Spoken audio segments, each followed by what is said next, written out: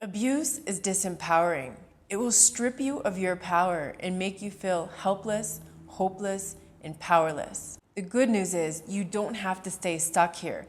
You can empower yourself after abuse, and it is possible. The bad news is that it requires work and it's not easy. In this video, I'm going to help you understand how you can empower yourself after abuse. I want to talk about a false sense of empowerment that's really important to address, and then I want to talk about real, authentic empowerment.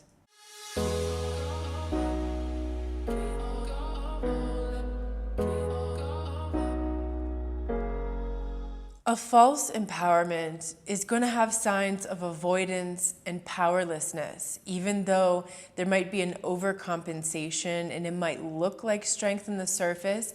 It's actually hiding a person's sense of powerlessness. So the very first form of that is seeking revenge, when you try to get vengeance against the abuser. Now, I recently did a video on that. If you want to check that out, I'm going to put the link up here in the corner of the video so you can see why it's so dangerous for you to seek revenge, and then how to get a sense of satisfaction in a healthy way. Another form of false empowerment is spiritual bypassing. I've addressed this a lot when we talked about the spiritual type of narcissist and how they could get you to do this. Even if you're going through some kind of spiritual or religious organization, you'll often find this pressure to just let it go, just, sweep it under the rug, just forgive them, but you're not ready to forgive them yet. Forgiveness is a personal choice. You get to decide when and if you forgive someone. So when you're spiritual bypassing, it's like you're going around the pain, the event, the trauma, but you're not going through it. The only way out is through. You're gonna have to feel it, you're gonna have to process it, unpack it all in order to heal from that. So if you're always avoiding it and going around it, it's just, it'll be disguised cleverly in spiritual religious jargon, but it's simply a form of avoidance. And it's not going to help you to actually empower yourself. It might feel falsely empowering, but it's really not. Perfectionism is another form of false empowerment.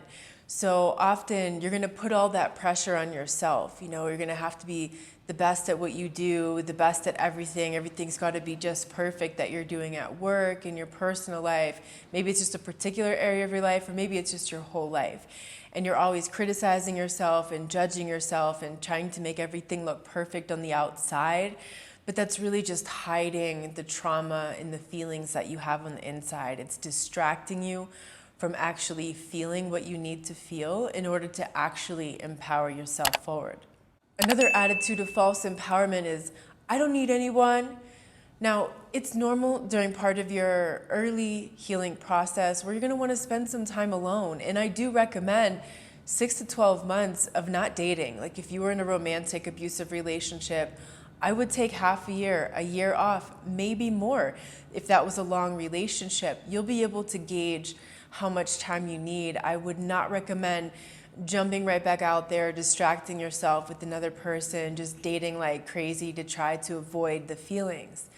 Now there's also a middle path there, because you don't want to go so far to the other end where you have this overcompensation sort of attitude, like I don't need anyone, because that's not going to help you long term. Eventually, you are going to need to meet other people. That's healthy. We're pack creatures. We're not meant to live alone and isolated in this world, and we're all interdependent, whether we want to believe that or not.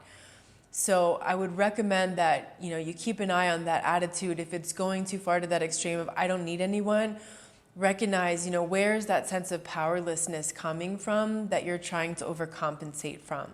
A know-it-all attitude is another form of false empowerment. So that's a person who thinks they know everything, whether that's about narcissistic abuse or recognizing abusers and the red flags, or just knowing it all in general. Those people. And a few months ago, I did a video on narcissistic fleas. If you haven't seen that, I'll put the link up here for you. One of those fleas that I mentioned was feeling like you know it all. That's, it's a poor habit that we can develop when we hang out with especially cerebral types of narcissists, though it could be any sort of abuser, manipulator. could have that attitude, not all of them. You don't want to internalize that attitude because really that's screaming insecurity. People who pretend to be know-it-alls are actually deeply insecure.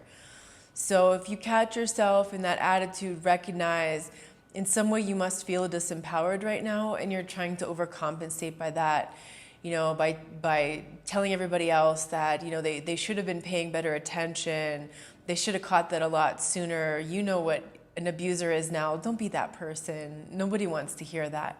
Another form of false empowerment is trying to do it all.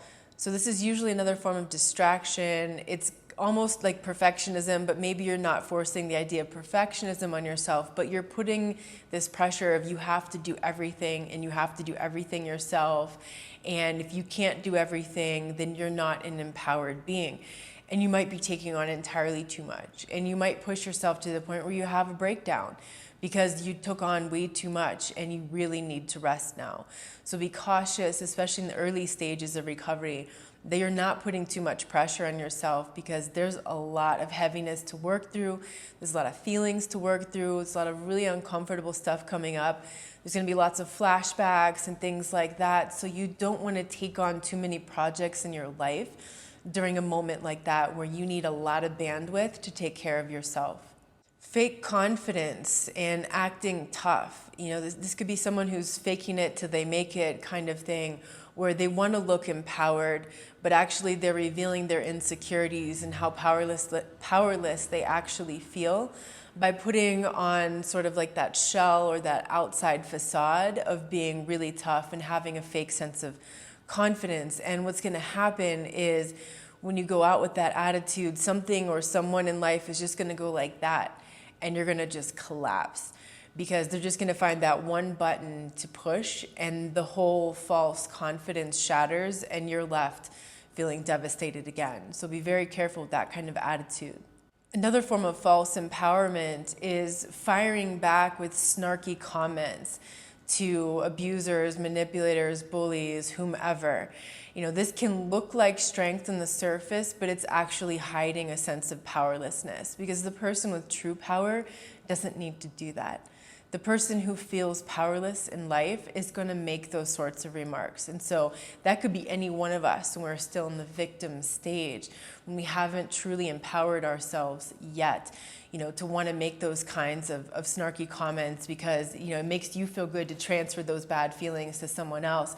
One, you're not going to help that person change. If that's a narcissist, a psychopath, a sociopath, nothing you're going to say is going to get them to change, even if you did it in a mature way where you said, well, that's called gaslighting, or that's blame shifting, that's the Darvo technique. That would be the mature way of actually labeling the behavior and letting them know what that is. Even so, you're probably not going to have any kind of lasting effect on that person. They're probably just going to laugh at you. They're not actually going to internalize that, self-reflect on their behaviors and change their behaviors. So nothing is going to change except that you're going to give yourself a false sense of empowerment. And finally, the last form of false empowerment that I have for you is passive-aggressive action. So that could be slamming the door, muttering something under your breath, giving someone the silent treatment, etc. When you're doing something passive-aggressive, you're not having any kind of positive effect in that person's life. You're not teaching them a lesson. You're just looking like the immature person who's doing these sorts of things to get attention or to punish the person for what they did to you. But none of that stuff is actually going to empower you. So what is real empowerment? I have 3 areas for you that I recommend focusing on. The very first one, as you've heard me say over and over again, as you've read in my book, The Journey, and I'll put that link in the video description below if you haven't checked out that book yet. It shows you the 3 stages of recovery after narcissistic abuse. The shift between the first stage, the victim stage, and the second stage, which is the survivor stage, is self-responsibility. That's the moment where you start to empower yourself. In other words, responsibility or responsibility over your life is the empowerment point. That's what gets you over that threshold. So what does that mean? Self-responsibility means you are responsible for your actions, your thoughts, your feelings, your needs. You're actively taking care of those. You're actively reflecting on those. You're not looking towards someone else to meet your needs, to meet the needs that were never met in your childhood, to take responsibility for your feelings, to absolve you of any responsibility of your actions. You're willing to own 100% of that. That's also what I call grabbing the reins of your destiny in your hands. That means you're no longer the powerless victim. You're now the empowered survivor. Now, keep in mind, responsibility is not the same as fault. The abuse was never your fault, but your actions, your decisions are entirely your responsibility. If that sounds like a blame to you, if that sounds like victim shaming to you, you're still in the victim stage. There's no shame in being a victim. We all had to go through that stage. You don't just jump that stage. That is the first stage. That's where everyone starts, including me, right? So there's no shame in being a victim. You just don't want to stay there. Don't stay stuck there your whole life, because you'll never know what empowerment is. You are the only one responsible for your life. Your main responsibility is you. And if you brought children into this world, then they're also your responsibility until they become adults. But your very first priority of responsibility is you. If you're not well, how are you going to provide for your children? How are you going to take care of your children? How are you going to be the parent that you want to be if you're not well? That's why you have to carve out that time. You know, I talk to parents. I'm not a parent, but I talk to parents about this. And we talk about where in your schedule, where in your day can you set aside 30 minutes, 1 hour just for you? Can you do that before the kids wake up? Can you hire someone to come a few hours twice a week to take care of the children, of maybe some household duties, so that you can focus on yourself for those few hours? There's nothing selfish about that. That's responsible. Self-responsibility is the only way forward. It is the only way out of the victim stage. The second area is self-care. Now, this is the main work of stage 2. Once you've become a survivor, once you've began to empower yourself by owning self-responsibility over your life. This is constant work. So this is the maintenance work of self-responsibility. So what is that self-care work? I have a whole course designed for this. If you haven't checked out the self-care mastery course, I'll put that link in the upper corner for you. So what you want to work on in this stage is the inner child reparenting, setting boundaries. Boundaries are empowering, right? That's a lot more empowering than doing passive-aggressive things, than trying to come up with some kind of clever, snarky comeback to a bully in your life. Boundaries. You just end it with that person. Another area that you want to work on is anger processing. That's really, really common after abuse, is that you feel anger. That's a normal and natural reaction, response to the abuse that took place. That's called justified anger or righteous anger. But you don't want to let that fester up in your body. You don't want to let that turn inward into depression. You got to work through that. So I have a video on the 2 types of anger in which I talked about that. If you want to see that link, it's up in the corner of the video.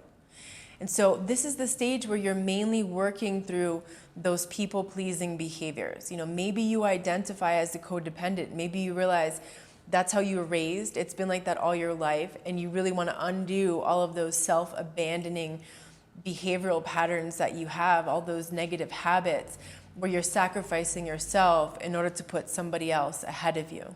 So during this stage, you might be enlisting allies. You might be finding therapists, other forms of healers who can help you in this process. You might be finding mentors online that you're listening to help you, coach you through this process. This is the point where you are working on also identifying your feelings and needs and meeting those. So that's self-awareness and self-reliance. This is really important, especially if you've grown up in a family of narcissists or other abusers, because all of this got distorted during your childhood. You weren't taught healthy self-care practices.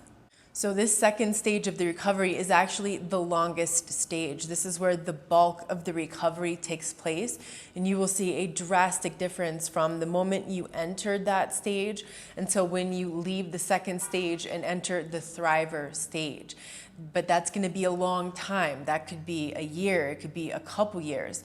It's definitely going to require time and work over time, because time itself doesn't heal things. We actually have to be doing that work. And there's very important work of self-care to do during this stage. The third area that I recommend focusing on is mindfulness. This is where you become 100% present in the here and now. You're focused on the moment without criticizing yourself, without judging things. You're just allowing yourself to be present. This is kind of like a form of meditation. So this is where you just check in with yourself multiple times a day. Am I present right now? Am I present in my mind and in my body? What's going on in my mind and my body right now? And allow those things to come to your awareness. It could be sensations in your body. It could be emotions that you're noticing. It could be repetitive, ruminating thoughts that you're noticing in your mind. Be present with those and allow yourself to see what's coming up in the moment. And this is something that you can do in a sitting or moving meditation practice. But I really recommend integrating this into your life in general, all areas of your life. So if you're standing in line waiting for some kind of service, you can focus on mindfulness. What does it feel like to be standing in your shoes right now? What are the scents that you notice in the air? What are the sounds? Do you hear different languages around you? Do you hear different accents around you? Do you hear emotion in someone's words? Do you feel the presence of something, people in the room, some kind of energy that you notice in the room? So really allowing yourself to be present. Be cautious when you're driving. You don't want to get carried away in some kind of meditative state and actually not be present in the moment. So be careful with that. It's something you can practice when you're sitting down, when you're standing up, when you're laying down. If you're having trouble falling asleep, insomnia is very common in the aftermath of abuse. So sometimes what I found helpful was to lay there in the bed and bring my attention to my skin, to my body. What does it feel like? Touching like the bed, the sheets. What does the sheet feel like on my hand? Like really bringing yourself present into the moment wherever you are. This is a practice you can take with you in any area of your life. When you're with friends, it's a good idea to practice mindfulness, because your friends are going to notice you seem really present. You're really listening to them. They feel really heard.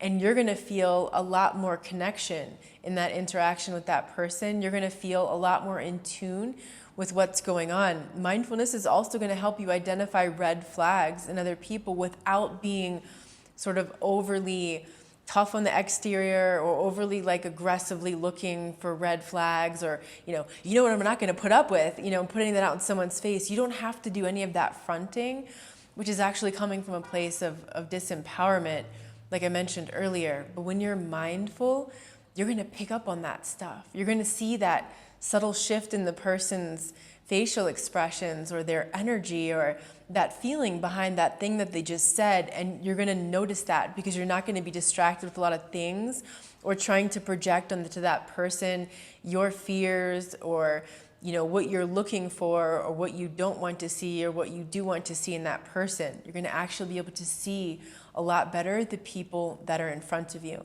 So I hope this video was helpful for you to identify ways that you can help yourself build empowerment after abuse. It is possible. As I said, it just takes work. Be careful that you're not doing those signs of false empowerment. If you are, you're just wasting your energy on that stuff. You might as well redirect yourself towards these 3 areas of your life that can help you actually empower yourself. So if this video was helpful for you, give it a like or let me know in the comments below. If you want to share something from your life, a way that you helped empower yourself, go ahead and share that below. If you want to share a mistake that you made thinking that you were empowering yourself, but actually doing one of these false empowerment things, or maybe one that I didn't mention, leave that below too, because that insight could be really helpful for someone else. I'm sending you a big hug.